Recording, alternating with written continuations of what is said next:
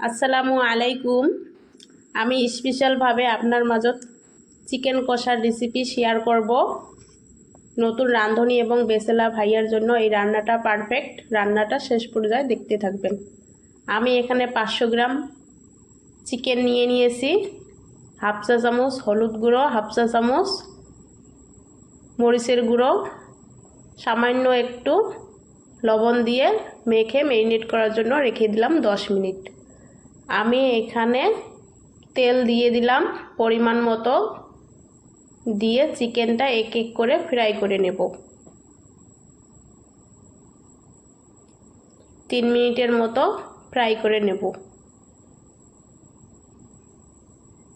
দেখতেই পারছেন লাল লাল হয়ে গিয়েছে, আমার ফ্রাই হয়ে গিয়েছে। এই তেলে পরিমাণ মতো সরিষার তেল দিয়ে লবঙ্গ, এলাচ, দারচিনি সব একসঙ্গে দিয়ে দিছি। 1 কাপ পেঁয়াজ কুচি দিয়ে দিলাম, দিয়ে ভালোভাবে নেড়ে চেড়ে নিচ্ছি। 2টো তেজপাতা দিয়ে দিলাম, সামান্য একটু লবণ দিয়ে দিলাম পেঁয়াজটা নরম হওয়ার জন্য। 1টা শুকনো মরিচ ফেটে দিয়ে দিলাম। এখানে 3 চা চামচ রসুন বাটা, 2 চা চামচ আদা বাটা দিয়ে ভালোভাবে কষে নিতে হবে, যাতে রসুন বাটা আদা বাটার গন্ধটা চলে যায়।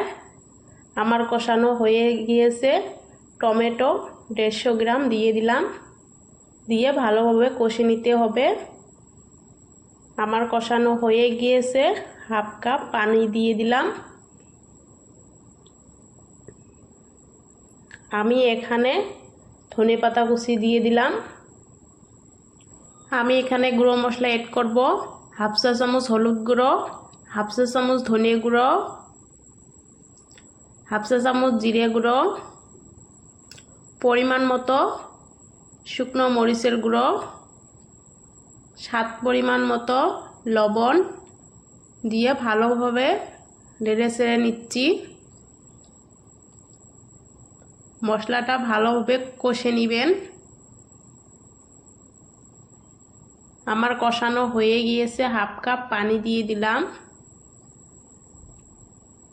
দিয়ে 5 মিনিট কষে নেব। দেখতেই পারছেন 5 মিনিট পরে ফিরে আসলাম। উপরে তেল ভেসে উঠেছে, জানতে হবে আমার মশলাটা কষানো হয়ে গিয়েছে। আমি এখানে ফ্রাই চিকেনটা দিয়ে দিলাম। ভালোভাবে মশলার সাথে কষে নিতে হবে চিকেনটা।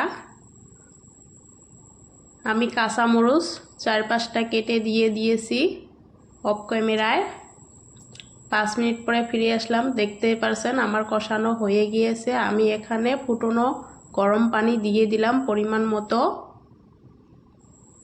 দিয়ে ঢেকে দিচ্ছি। 10 মিনিট পরে দেখতেই পারছেন কত পানিটা ফুটতেছে। আমার প্রায় রান্নাটা শেষ পথে। আমি এখানে ধনেপাতা কুচি দিয়ে দিলাম সামান্য একটু। একবার অবশ্যই এভাবে বানিয়ে খাবেন, খুবই ভালো লাগবে। আশা করি আমার ভিডিওটা আপনার ভালো লাগবে। ভালো লাগলে লাইক, কমেন্ট, শেয়ার করে দিবেন, আর প্লিজ আমার চ্যানেলটা সাবস্ক্রাইব করে দিবেন।